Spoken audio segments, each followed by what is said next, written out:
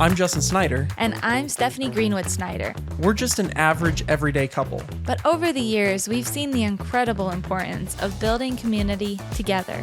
We'll be talking with friends and experts about their stories and experiences to help us learn and grow. We don't want to just survive through life. We want to intentionally thrive. This is The Intentional Thriver. Well, welcome back to The Intentional Thriver. Hello. I am very excited about this episode, as Justin knows. She is. It's true. We have another Justin and his beautiful wife, Anna, the with better us. Justin. Yeah. And which has been fun to text back and forth with Anna and be like, is your Justin okay? My Justin is ready. So this has been really exciting. Anna and I go way back. We worked at camps together. She is Miss Spirit. Like, she has so much energy and joy, and I just love that about Anna. I know I've seen you cry, but like not very often. You're very, very upbeat, very kind-hearted. Can you tell us about that, Anna, right now? We worked at camp. I mean, it was a very stressful, emotional time, and she led her cabin so well, and just the energy, right? And then also Anna has all sisters, so we're kindred spirits there too with all the girls. But then you had 3 boys, so that's a learning curve, I'm sure. Very much so. Yeah. But you're expecting your first little girl. Congratulations, I'm so excited guys. for you. Thank you. And then Justin, I've been following you on the social media and just enjoying what you post about in the finance world. And I just feel like I see such a balance in the way you communicate to people. You don't call things out, you just educate, and you're very clear on that. And I just have really enjoyed your posts and wanted to have you on to talk about it. Yeah, that's huge. Thank you. Yeah. Well, let's dive in. Let's start with, can you tell us a little bit about your guys' backgrounds and just kind of a little bit about yourselves for the people who do not know the Brammers? Sure. Yeah. We currently live in just outside Indianapolis, Indiana. I grew up kind of in the Midwest. And I mean, early on, I enjoyed, I was kind of weird. I was always like the young person, but always was seeking out like jobs and stuff. So I think I had my first job when I was like 5th grade. Nice. Out helping the principal of our school rake leaves, mow lawns, all that fun stuff. And that was here in Indiana. And then went off to college where I met this fine lady. And then we got married. I drug her out here. So she's from New Hampshire. Mm-hmm. And so somehow, I don't really know if we had a conversation. It may have just been like, it's assumed. I think it was assumed. Yeah. Cause I was already working, I had a job out here. So, moved out here, and then lo and behold, her whole family's here now. Yeah. That's amazing. That's really impressive.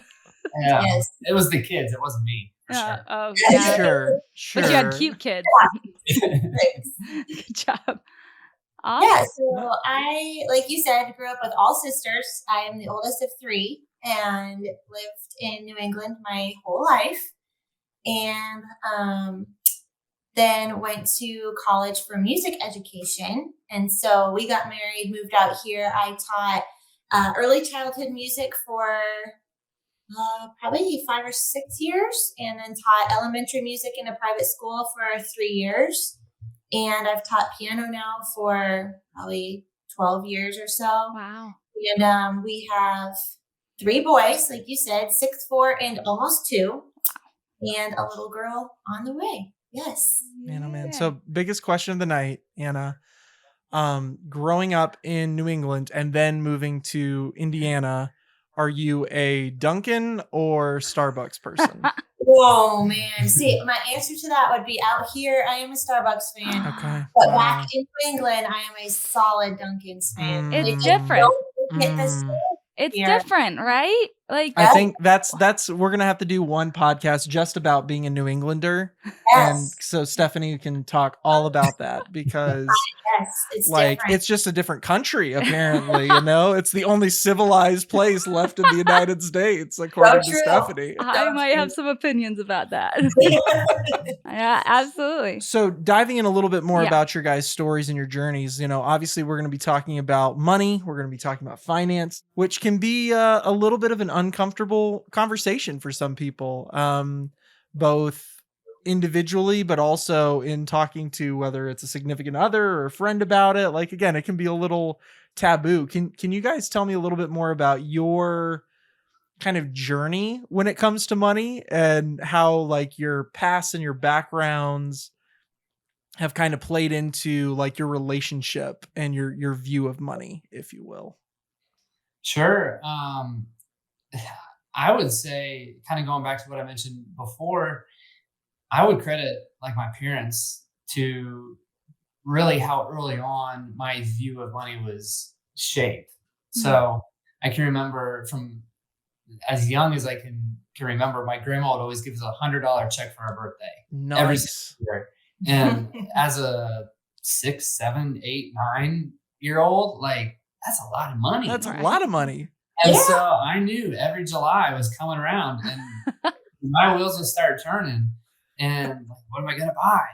And I can remember it. It was always coming back to and having a conversation with my parents, specifically, probably more so my dad, about being wise with that money and tithing some of it. And then like we'll probably talk more about this, but I'm more of a saver. Mhm. And so to me, it was always, okay, I could go spend it right now, but then if I save it until the next birthday, then I'll have more money and I can do more with it. And so from an early age, even before I was working and had like regular income, it was always, okay, don't be rash, don't make really quick decisions, but like what is an impactful thing that I can do with whatever amount of money it is that I had. And so Sure. from a young age, even till now, I would say that early thinking still applies today, even though we're talking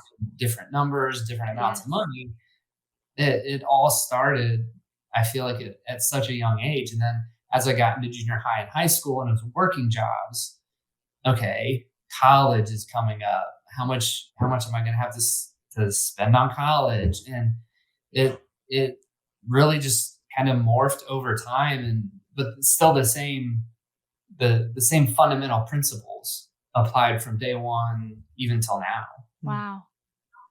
Oh, that's so good. Did your parents invest anything or was it in a bank account? Do you remember? Early on, it was a bank account, and I can remember my dad taking me to the bank, setting up my bank account, and I had that account forever. Yeah. And so yeah, I did invest when I was young. Okay. Bad Justin. We can work on it. That's awesome. I remember opening my first bank account too. That was a really special thing to do. I don't think I understood the implications and didn't have a job till college, so I didn't have that like satisfaction of this is my money going to the bank, but my kids will have that. There you go. We will try to teach them that. Anyway. Anna, what about you? What's kind of your journey with money been like growing up? Yeah, I have a similar background. I would say my parents did a really good job at teaching us to set aside money for savings and for giving and for spending. And I felt like that was a really important lesson as a child, even starting, like he said, from money I'd get from grandparents for birthdays, but also as we got older, the babysitting money, it would all be the same. We'd set aside this same percentage, for all those different categories. And it was a good lesson for us. But I also remember setting up my bank account and my dad bringing me to the bank and making me deposit my own checks and all of that, and just learning how to manage things in that way.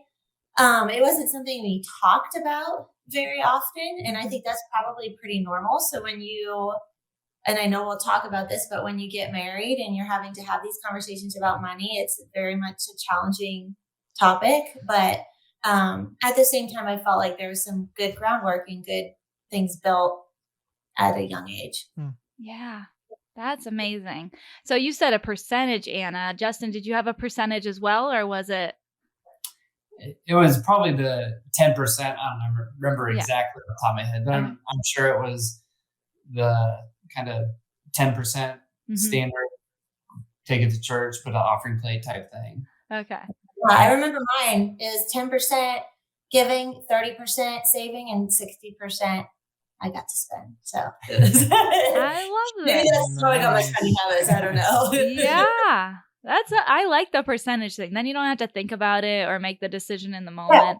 That's cool. I Yeah. know I've seen people who, like your brother with his kids, have like a jar or something. So it's very visual to them when they're young, but anyway. Our kids have a box that Okay. their great grandfather, my grandfather, made for them. What? And it has 3 compartments of giving Oh, that's cool. and spending. So it's a great visual because when they get their little money and change, they can put it in their different compartments. And yeah, it's a good lesson. That's very cool. I love that.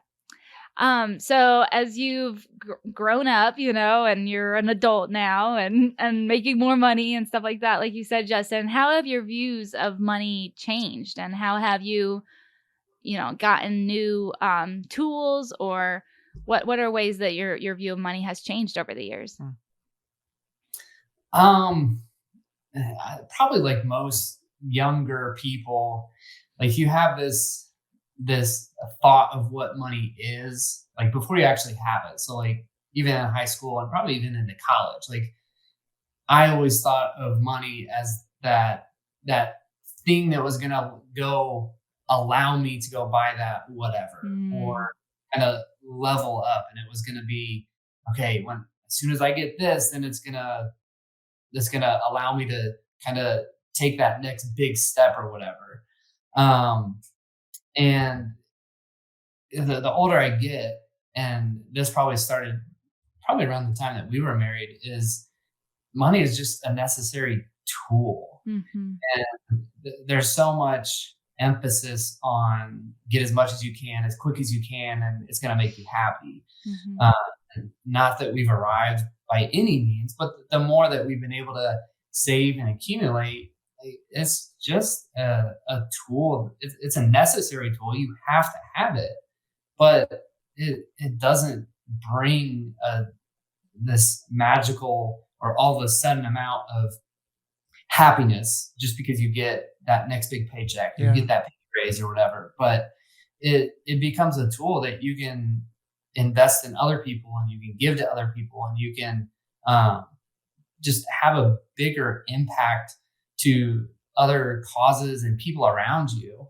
Because when you don't have much, I feel like there's only a certain way that you can really think about money, because your eyes haven't been open to like the true potential that it has. Mm.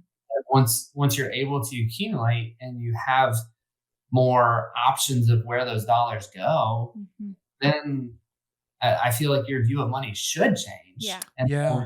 it's more of a conversation of, okay, where's the next best use of this dollar that we have to put it somewhere. Yeah. So that's one of the ideas that came to mind of how has my view changed over time. Is it's a tool, and you make of it whatever you choose to make of it. Yeah. Yeah. Oh, that's so good. I love that word of like that money is a tool, because that's exactly it. Mhm. Can you talk a little bit about, and we're gonna use this word a lot, it's one of our favorite words, balance. How do you find balance within using money as a tool, using money as a necessary means of how you buy a house and have a family and have security, like financial But security is also a great fun, thing, go and on fun as well. vacations, Exactly. things like Yeah. that. Yeah.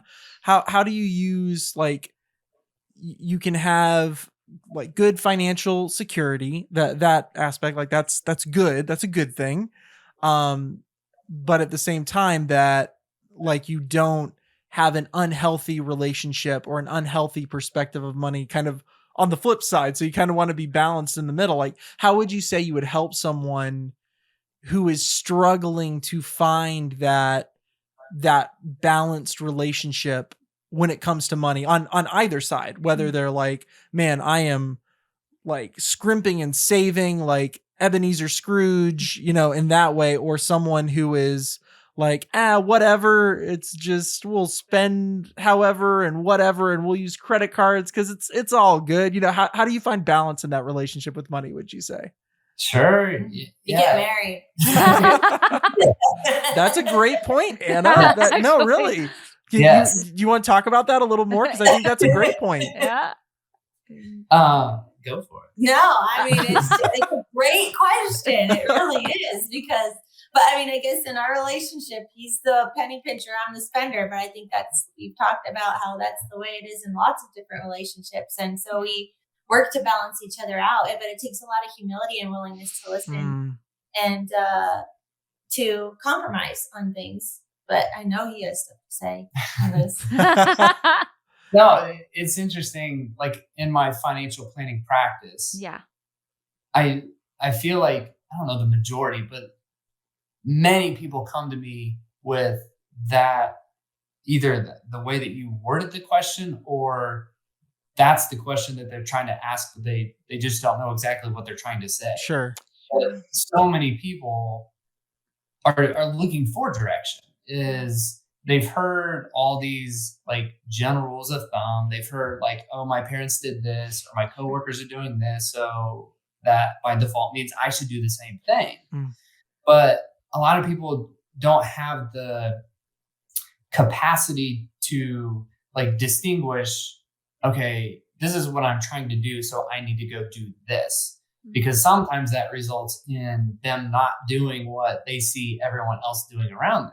Yeah. And so in a sense, it can cause like confusion in their mind. Like, well, I thought I was supposed to do this, but now you're telling me to do this. And so that balance that you mentioned, in my world, it really comes down to just understanding, like, what are you trying to accomplish? Yeah, So that's good. Let's start with the end goal of what it is that you're telling me is important to you. And that's not, I want to retire at 65. Like it can be bigger scale, bigger ideas like that. But it's even down to like smaller, more daily or monthly decisions that you're making too. But I think when people are trying to search out that balance, I typically go to, okay, well, what are you trying to do?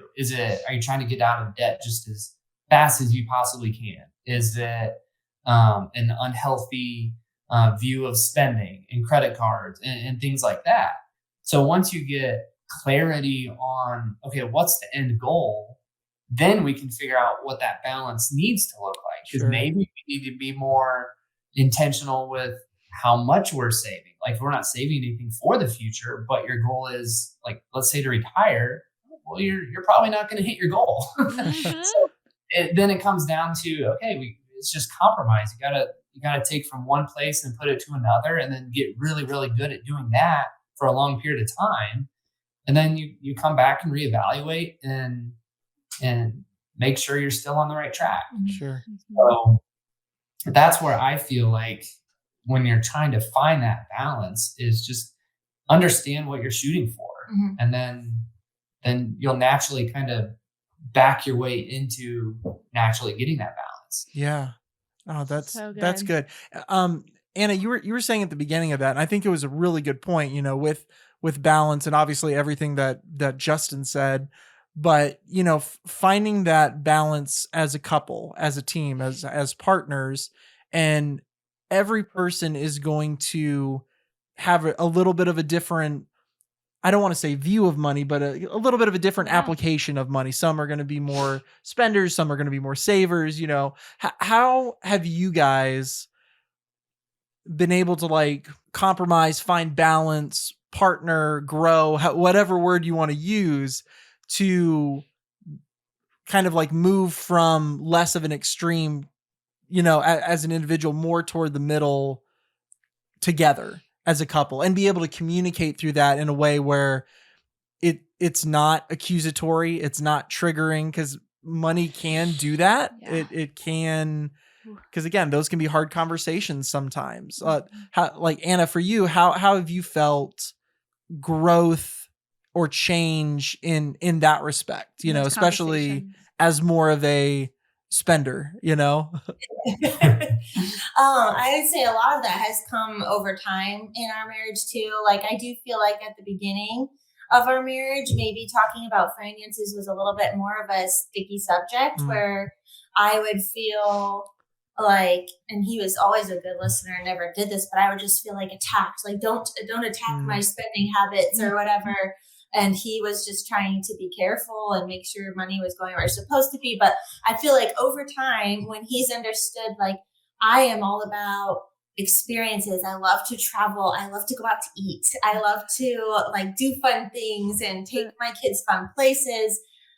But I have to be very careful not to do that at the expense of not saving like we should, Sure, or yeah. not setting aside money for things that we need to be setting aside money for. And so that's when it's come down to just being really willing and open to communicate about our goals and about what we're passionate about, and listening to each other, and then coming up with a game plan together about how we're going to meet each of our goals. Like how can we save, and how can we set aside money for emergencies? How can we set aside money to invest, which we'll talk all about later, but also how can we set aside some money for our family to experience the things that are some of my goals too. So anyway, it just comes down to having goals and communicating them and learning how to compromise, I think. Love that. Really well put, Anna. I think that that's something that you said was harder in the beginning of your marriage. Yes. And I think some people think, oh, if it's hard, it's always going to be hard. But Oh, that's a good point. you've seen victory in that. You've seen that the more you have those conversations, the easier it gets. And instead of saying, oh, this is sticky, this is uncomfortable, we have different values, we have different goals, like peace out, or even worse, let's not talk about it. Let's just hide it under a rug, and you have your money, I have my money, and Anyway, I really appreciate you being honest in that it is a hard conversation, especially in the beginning, but it sounds like it gets easier for you guys as it has for us. Yes. And I think our story, something that's sticky about our story is, yes, we knew about money. We actually both have dads that are very, very financially savvy, but we went into marriage so blind. Very, very different within the application, and because of like our own past and our own stories, sometimes seeing the application of money, like for me, coming from more of a saver background, I actually kind of pendulumed a little bit to the other end of like, I don't really want to do, 7th of 8 kids, like it got tight quite a bit. And so you kind of swing to the other side of like, I like going out to eat. Like food is a great thing. Like I'm with you, Anna, on that. I like doing those sorts of things. Yeah.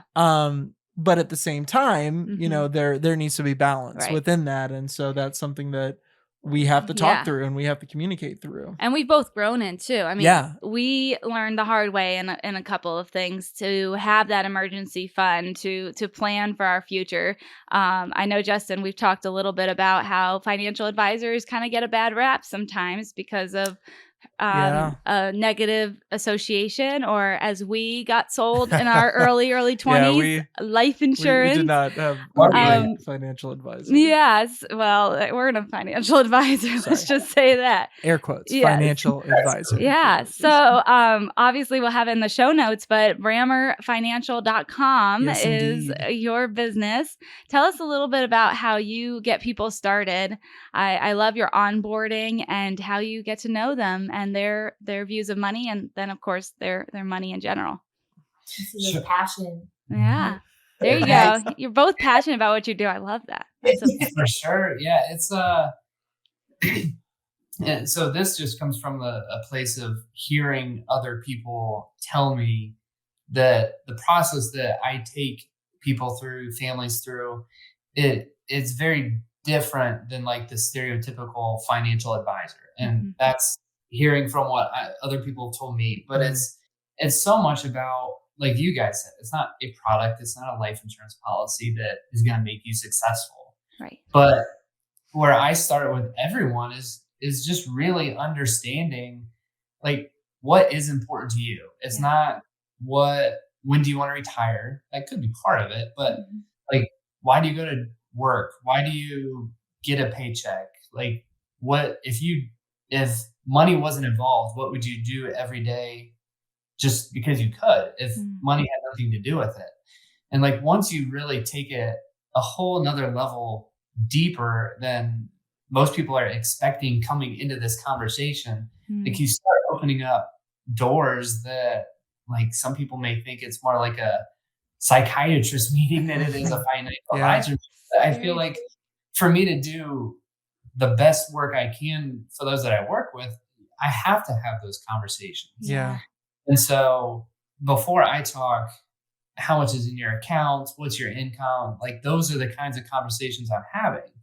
And so before jumping into all that, I call it my icebreaker meeting, because that's what it is. Like, it's me getting to know them, but just as important, it's them getting to know me and understanding, like, this is what I do. This is the process you will go through. Yeah. And it's up to you to decide whether or not you feel like that process is valuable enough and what it is that you're looking for, because I'm not a good fit for everybody. And I'll say that. Sure.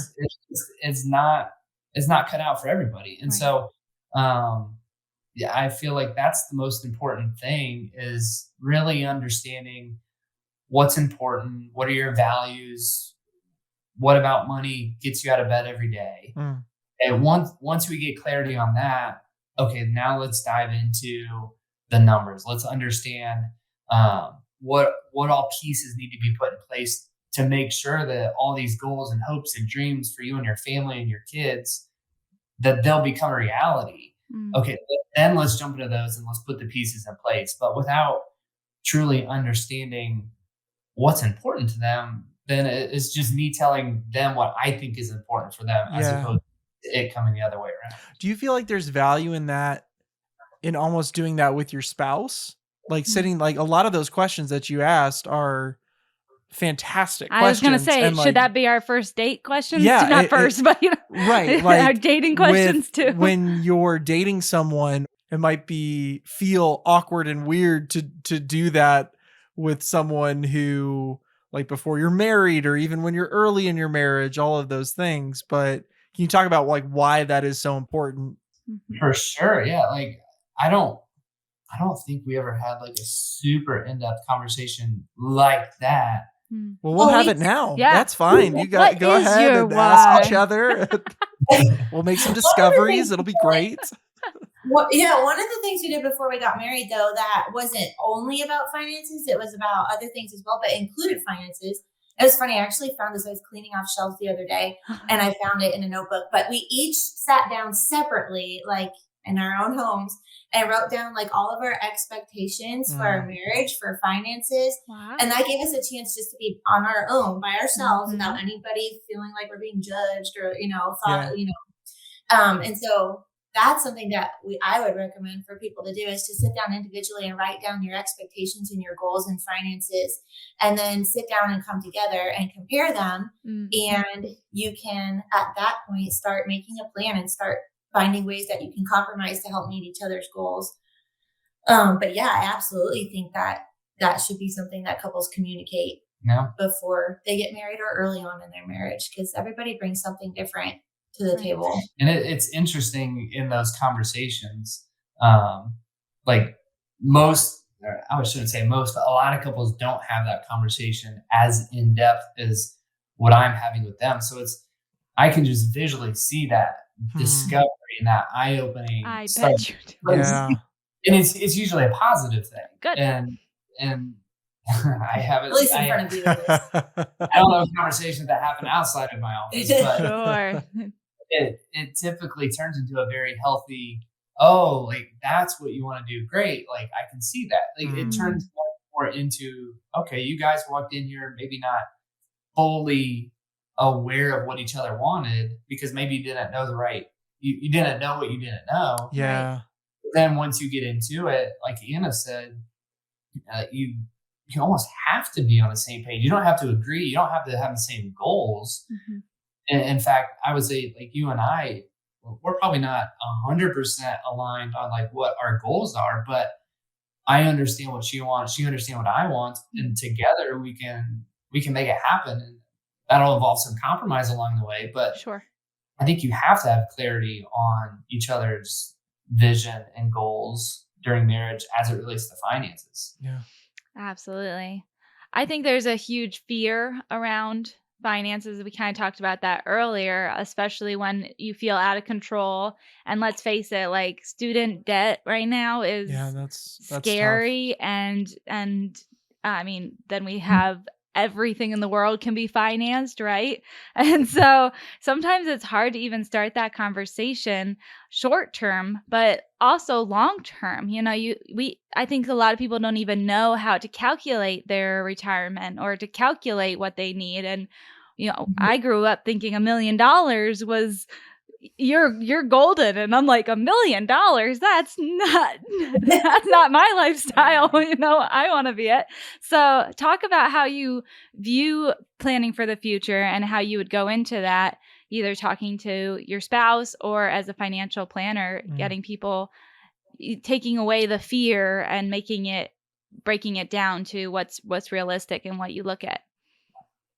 Sure. I mean, it's interesting when you jump into those conversations with people and really starting to understand, because I feel like another question I get almost all the time is, am I on track for retirement? Right. Like that is such an open-ended question. Like I can't just say, yep, you're good. Like you heard it here, guys, on the Intentional Thriver. You're good for retirement. You're good. But no, there's so many moving pieces involved. Yeah. When it comes to like finances. And I feel like that's a part over the years that I've just educated, obviously people I'm working with, but Anna too. It's just, these are the things that you hear about on the news, on social media, from friends. And there's so much just of a general lack of education when it comes to personal finance, because they're not teaching that in school. They're not teaching that in college unless you're getting a degree in it. But even then, it's so limited in terms of the personal nature of financial planning. And I feel like that's what it needs to be. Like financial planning is personal. It's not just this cookie cutter thing that, okay, you do this, this, this, and this. And then if you do that for long enough, you're set, you're good. But and it's not, I think there's a danger in comparing what you see other people doing with your current situation. Yeah. We were talking about this the other day, like the age of social media portrays everything is perfect. Everything is going well. Like there's nothing under the hood that's broken. Like everything's great. Yeah. Right. But from my perspective, it's so easy to finance a lifestyle if you want to. Like they have a new car all the time. They just bought a new house. They just bought the boat. They just went on 3 vacations this summer. Like you see on the surface of all the things stuff that people are buying. Once you dive into it, like it's a dangerous game when you start trying to play that, like keeping up with the Joneses mentality, which is all around us. Yeah. But just because so-and-so is doing this doesn't mean anything. And it can be really, really dangerous to get into the habit of trying to live that way, of trying to stay on the hamster wheel and just catch up, because you never will. Right. Because you really don't know what other people are doing. You see the results of what they've chosen to do, but under the hood, things can be completely broken if you only know. And that's so hard, because I think as a culture, we identify so much of our value in stuff. We identify so much of our value in like, oh, how much do you make at your job? How big is your house? How nice and new is your car?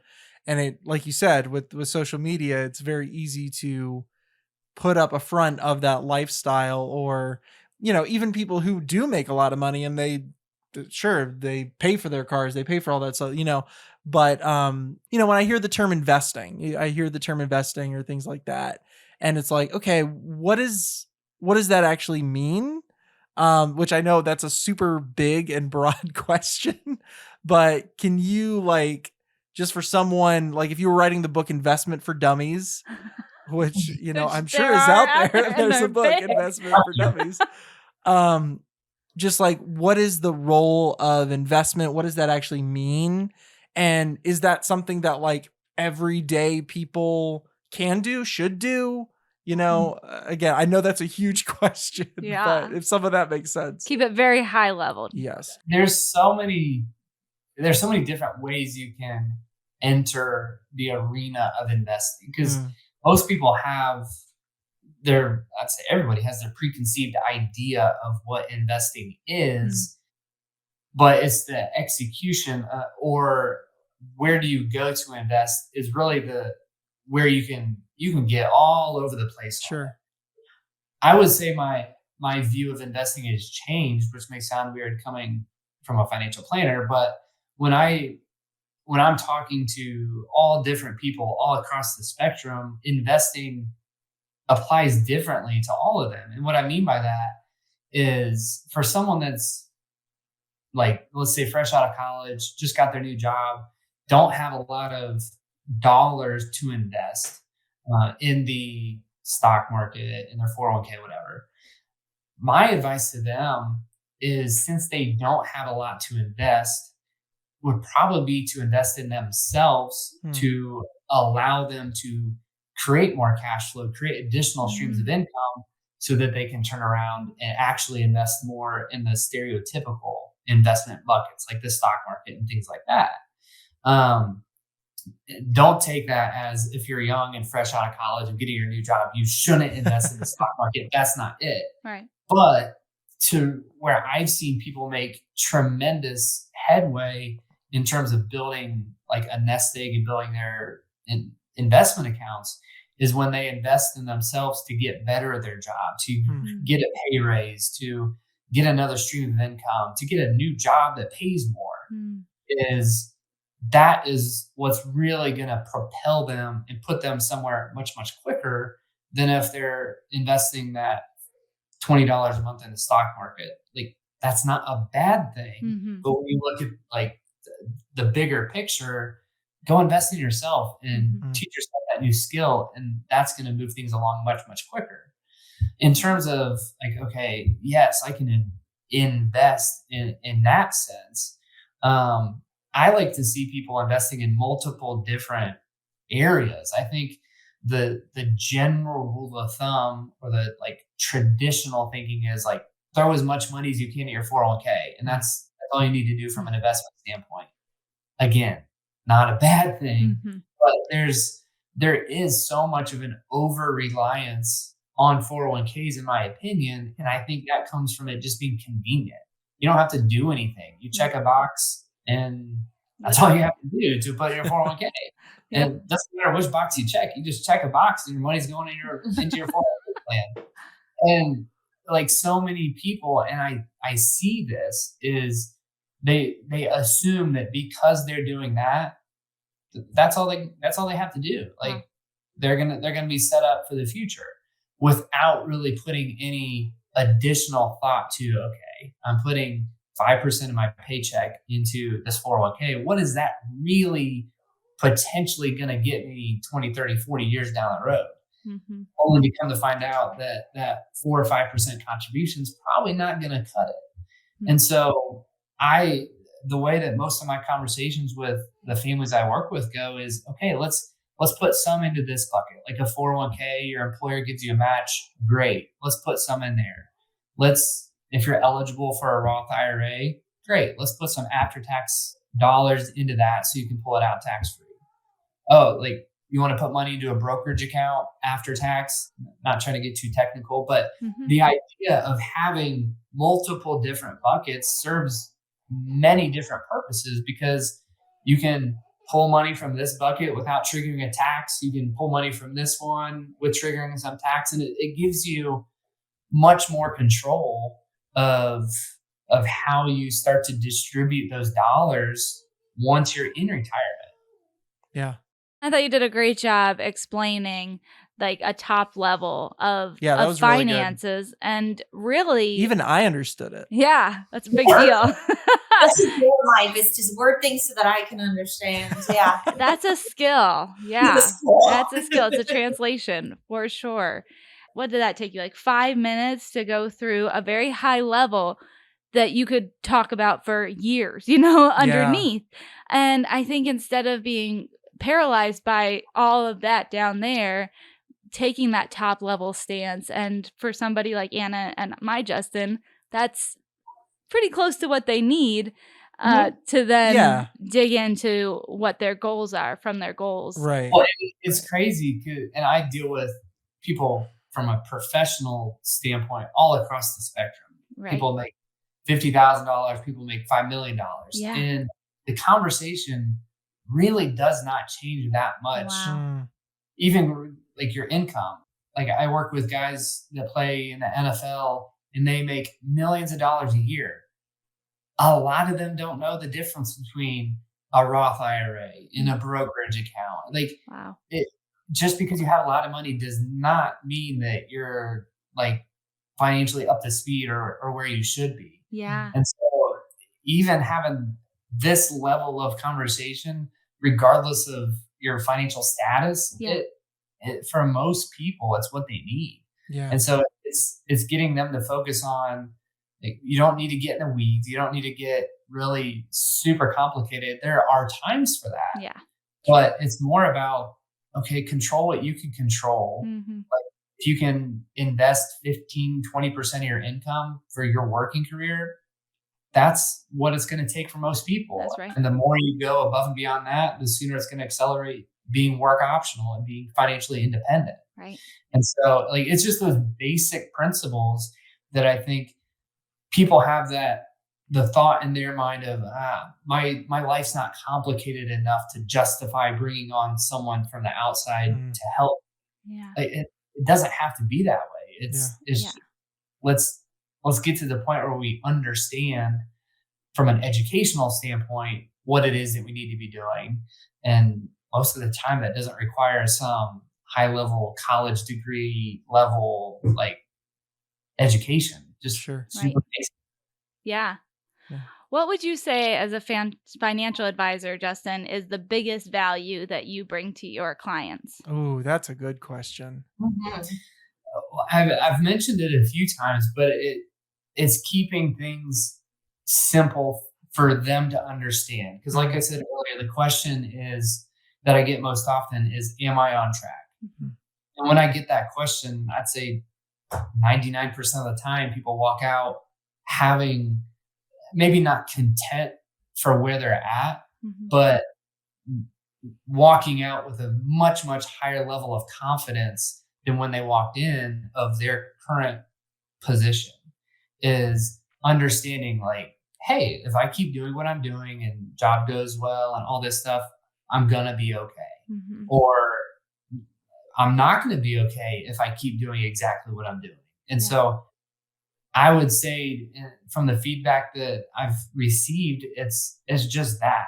It's not me beating the market. It's not some magical mutual fund that I have that no one else has. Darn. Sorry. Just kidding. But it's just that understanding, listening, Mm-hmm. and then, okay, you're telling me this. These are the areas that we need to focus on and get really, really good at. Get really good at the fundamentals, Mm-hmm. and we're going to be fine. Yeah. Not long ago, part of the onboarding process is, okay, these are the 20, 30 different documents that I need to review prior to us like developing some sort of plan together. Wow.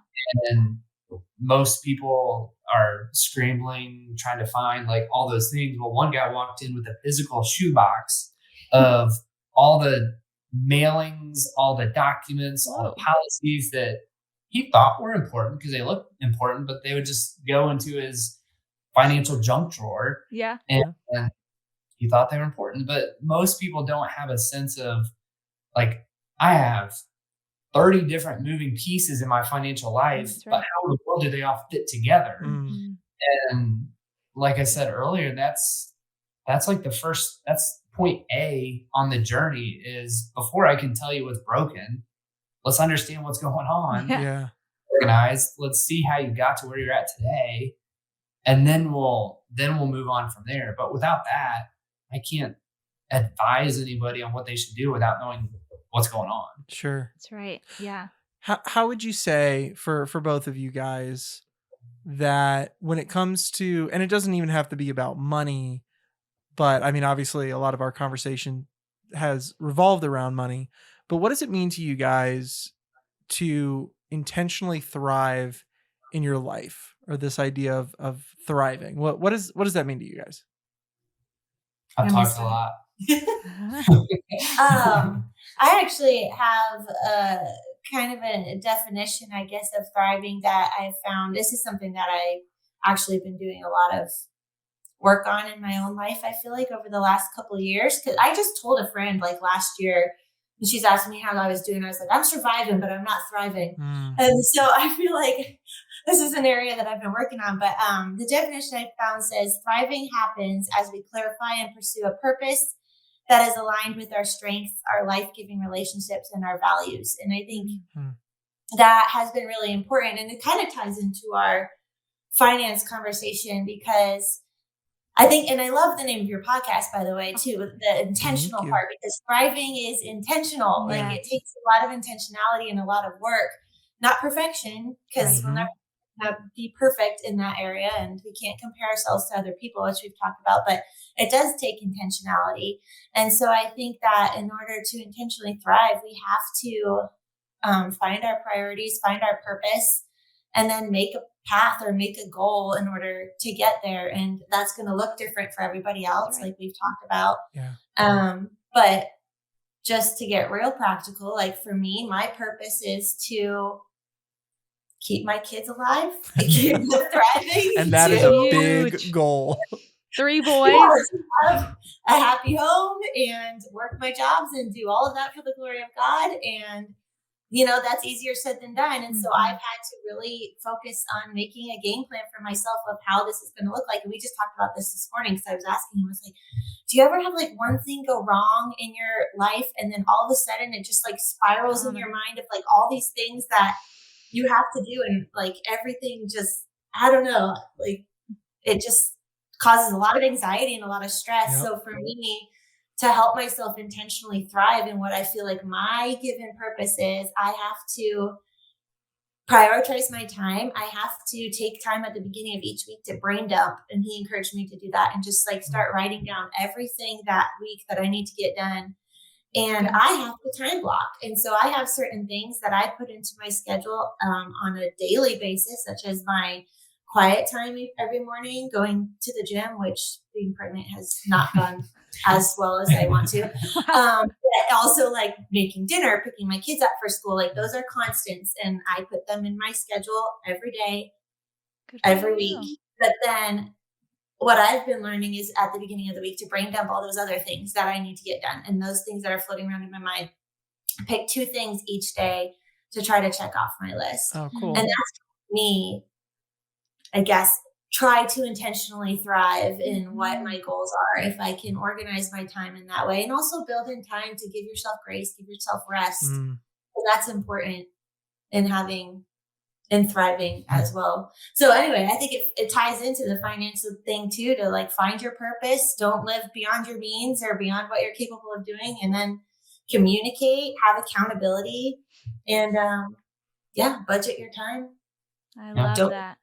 Other people, all of that. I don't even think you need to answer, Justin. Yeah, I mean, I that think is Anna so answered good. it perfectly. But fine, whatever. I mean, sure, we'll hear your opinion too. So I would say, and you mentioned it earlier, is the concept of balance. I feel like maybe not impossible, but it'd be very difficult to truly thrive and not have a healthy balance with all the different spokes on your financial or spokes on your personal life. If you don't have balance between all those, I don't know how you can thrive. And that's something that I think we've gotten better at as a couple, is not getting so far pulled in one direction that you start compromising on other areas of your life. And yeah, finances are a part of that, but from a personal standpoint to a physical standpoint, financial, spiritual, professionally, is if you get so out of whack is the technical term. Yep. Yes, If you get sure. Super. so out of whack and out of focus, then you never know if you're truly making progress in an area. I feel like, but if you do have balance and you're grounded, then that's when that thriving aspect, I think, starts happening. I love that. And none of that is possible unless you know where you stand with your whys and your goals, and Right. even on a weekly basis. Like, that's so cool that you do that brain dump, Anna. And I feel like the mental load is so real as moms and as parents in general. But I think that that's a good reminder to us all that we're not going to be able to thrive if we don't have that grounding, and if we don't have the internal tools that will help us get there, and I appreciate you telling us that there was a time, as we all have had, where we're surviving, and Yeah. that's not shameful. That's not, I know. I mean, that's real, and That's been part of the whole point of Mhm. this podcast, is like feeling that, man, I feel like I'm just surviving Yeah. in this season. and So, what are tools that we can glean from other people exactly. to I love that. thrive. Exactly. Yeah. Yeah. So thank you for all the tools you gave us tonight. Absolutely. Especially the ones that are very real. Like, Yeah. I've already started documenting our why when it comes to finances because of you, Justin. I'm sure it's going to come up in our weekly budget meeting stuff that we've talked about tonight. So thanks for that. And for those looking for a financial advisor, like Yeah. a good financial Yeah, advisor, someone who's going to look at the holistic approach. yes, and get a therapy session in there to boot. What- So it's what like 2 a for deal. 1. Man, oh man. BrammerFinancial.com. Check it out. Yeah. But thank you guys so much for much. taking the time being on the Intentional Thriver. And we just scratched the surface Yeah. of money in this session. So certainly we'll have you guys on again. Thank you again so much, and we'll see you next time. Yeah. Thank you guys. Thank you.